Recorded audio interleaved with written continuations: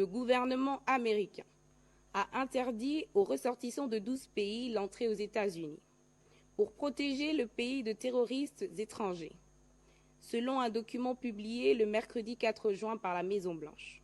Par ailleurs, un groupe de 7 pays, dont plusieurs en Afrique, se voit imposer des restrictions partielles de visa.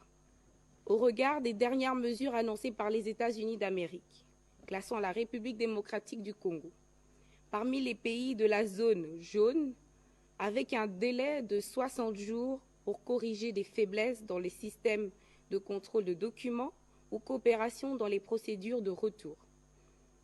Le président de la République a insisté sur la nécessité de prendre des mesures correctives, concrètes, pour éviter les risques de voir notre pays basculer vers une interdiction totale de visa américain.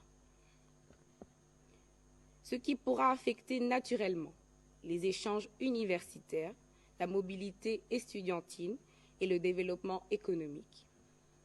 Au regard de ce qui précède, il a appelé une mobilisation gouvernementale rapide et crédible pour éviter des conséquences diplomatiques et économiques lourdes. Dès lors, sous la supervision de la Première ministre, le président de la République a engagé le vice-premier ministre, ministre de l'Intérieur, Sécurité, Décentralisation et Affaires coutumières, la ministre d'État, ministre des Affaires étrangères, Coopération internationale et francophonie, ainsi que tous les services concernés, à prendre des mesures idoines ci-après. Renforcer la sécurité et la fiabilité des documents d'identité et passeports avec des normes biométriques et anti-falsification.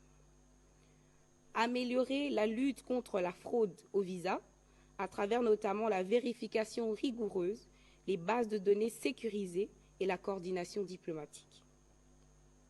Accroître la collaboration dans les procédures de rapatriement, notamment en acceptant promptement les ressortissants en situation irrégulière dans les différents pays. Fournir un plan d'action crédible montrant l'engagement du gouvernement à corriger les lacunes identifiées et à renforcer le contrôle des documents et titres de voyage pour participer à la défense du territoire national, à la protection des populations ainsi qu'à la préservation de la stabilité régionale et internationale. Point 2.